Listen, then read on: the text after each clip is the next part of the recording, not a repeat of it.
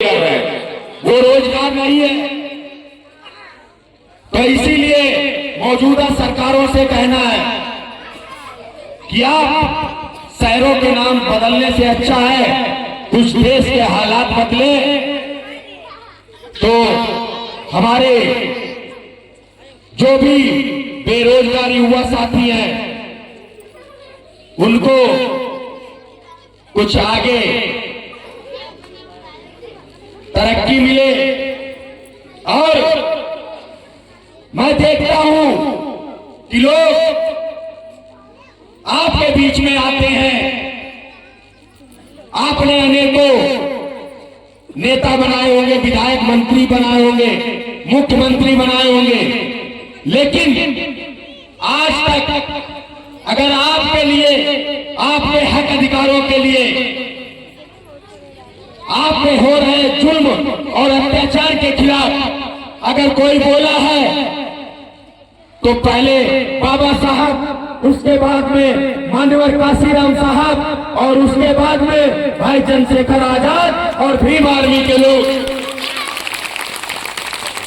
अगर आपके ऊपर जुल्म और अत्याचार होता है, आप के लोगों को प्रताड़ित किया जाता है, हमारे हक और अधिकारों को अगर छीना जाता है तो उनकी अगर आवाज उठाने का काम करती है तो सिर्फ भीम आर्मी के लोग।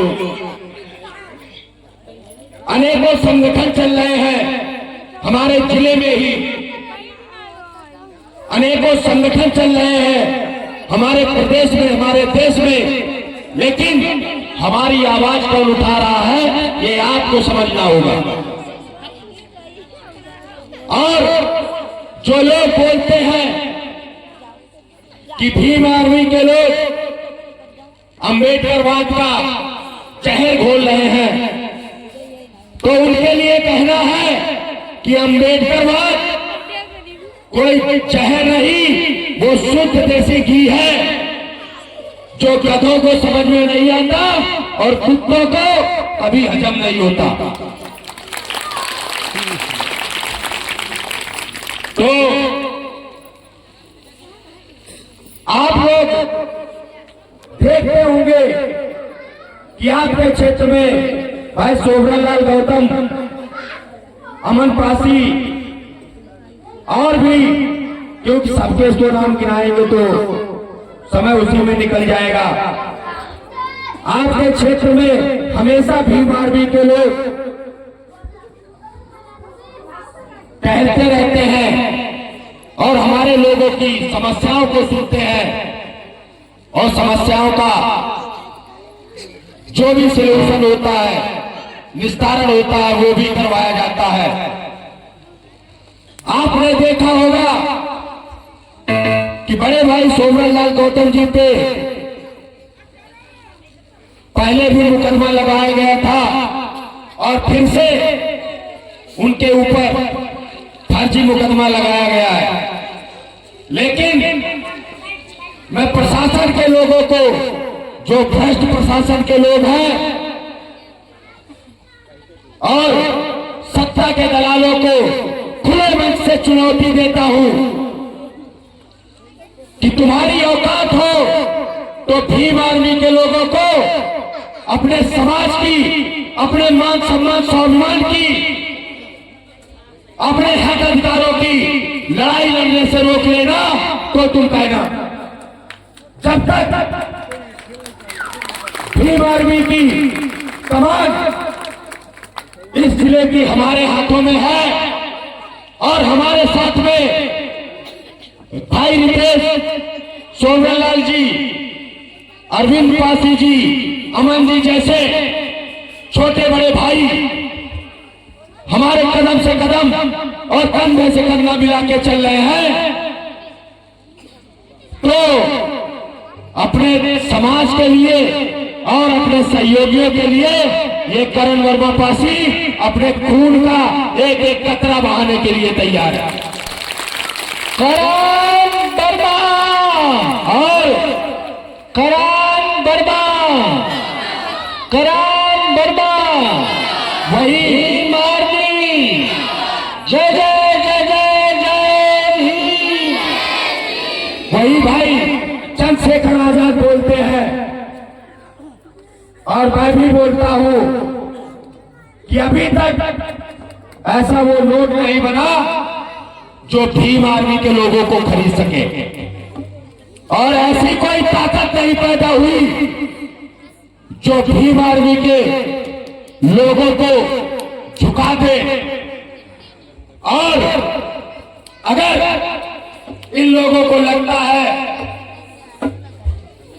कि ये भीम आर्मी के लोग जेल के डर से या मुकदमों के डर से काम करना बंद कर देंगे, तो ये तुम्हारी गलतफहमी है।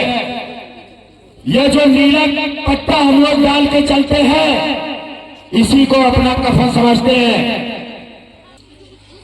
वही बाबा साहब ने कहा था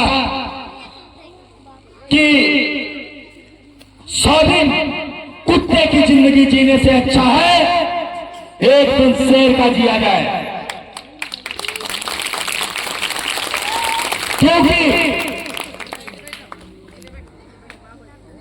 इतिहास में नाम क्रांतिकारियों का लिखा जाता है, तलवे चाटने वालों को कोई भी याद नहीं रखता, याद नहीं करता है। और आप लोग आज जो भी सुख सुविधाएं ले रहे हैं, हमारे लोग अच्छे अच्छे पदों पे बैठे हैं, वो अगर देन है तो सिर्फ बाबा साहब के संविधान की देन है। अन्यथा आज के 100 साल पहले देख लो कि हमारे देश में हमारे बहुजन समाज के लोगों के साथ में क्या किया जाता था। तुम लोगों को कुछ नहीं होने वाला। और मैं बता रहा था, वही कहते हैं ना कि रहीमन इस संसार में भांत भांत के लोग, और कुछ पूजन के योग्य हैं, कुछ जूतन के योग्य। भाई जो हमारे ही समाज में रह के, हमारे ही समाज का होके और हमारे ही समाज के लोगों के साथ में ठगी करे और दलाली करे, तो वो भैया किस काबिल है? जुटियाने के लायक है ना। लोगों पे आए दिन जुल्म और अत्याचार इतना बढ़ गया है कि अगर कोई भाई कुर्सी पे बैठ जाता है तो उसे बांध के मारा जाता है। अगर कोई भाई गलत वोट डालने का विरोध करता है तो उसे जान से मार दिया जाता है। और कहीं कहीं पे तो बहनों के साथ में बलात्कार करके जब वो गर्भवती हो जाती है तो उनको मार के और शाम रात के 4 बजे सुबह जेसीबी से जानवरों की तरह खुदवा के गड़वा दिया जाता है। ऐसे जो भी मामले हुए होंगे उनमें आपको अगर दिखाई दिया होगा तो सिर्फ भीम आर्मी के लोग, बाकी पार्टियां और संगठन तो तमाम है, किसी ने भी हमारे लोगों की आवाज उठाने का काम नहीं किया। मैं ये नहीं कहता कि आप सारे लोग आंख बंद करके भीम आर्मी में जुड़ जाइए। आप पहले देखिए कि आपके लिए लाठियां कौन खा रहा है, आपके लिए मुकदमे कौन झेल रहा है, आपके लिए जेल कौन जा रहा है, आपके लिए सड़कों पे कौन उतर रहा है। और आजकल मैं देख रहा हूं 2-2 कौड़ी के नेता आके बोल देते हैं कि तुम मुझे 400 सीटें दे दो, तुम मुझे जिता दो, मेरी सरकार बना दो, मैं संविधान बदल दूंगा। जो बाबा के अनुयायी हैं और संविधान को मानने वाले लोग हैं। अन्यथा हमारा इतिहास उठा के देख लीजिएगा, जिस दिन तुम हमारे बहुजन समाज के राजा महाराजाओं की तलवारें उठाओगे तुम्हारे पसीने छूट जाएंगे, ये याद रखिएगा। और जो संविधान बदलने की बात करते हैं तो उन लोगों के लिए कहना है, आप लोगों से कहना है कि धूल चढ़ा दो उन गिद्धों को, धूल चढ़ा दो उन गिद्धों को जो घर में घुस के घात करे, और वोट नहीं देना कभी उन कुत्तों को जो संविधान बदलने की बात करे, संविधान बदलने की बात करे। और बस दो पंक्तियों के साथ में अपनी बात को खत्म करना चाहेंगे। वो पंक्तियां इसलिए हैं जो लोग सोचते हैं कि हम बहुजन समाज के लोगों के अंदर से उनके महापुरुषों की विचारधारा को खत्म कर देंगे या संविधान बदल देंगे, तो उनके लिए खुले मन से कहना है कि मुट्ठी भर लोग ज्योतिबा फुले, पेरियार, लाल यादव, बाबा साहब जननायक मदारी पासी के विचारों को मिटाना चाहते हैं। और मुट्ठी भर लोग ज्योतिबा फुले, पेरियार, लाल यादव, बाबा साहब जननायक मदारी पासी के विचारों को मिटाना चाहते हैं। और नादान है वो चूतिए, और नादान है वो चूतिए जो संविधान को मिटाना चाहते हैं, संविधान को मिटाना चाहते हैं। उन लोगों से हमारा कहना है कि ये जो बहुजन महापुरुषों की विचारधारा है, ये बहुजन समाज समझ चुका है और इस विचारधारा को अपना चुका है।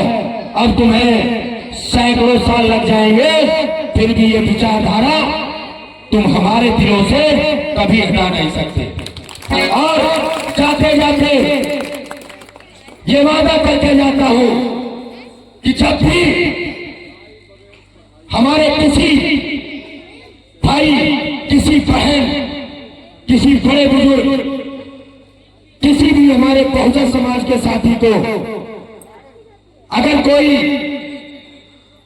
सताता है, प्रताड़ित करता है, आप एक बार भीम आर्मी के लोगों से संपर्क करिएगा।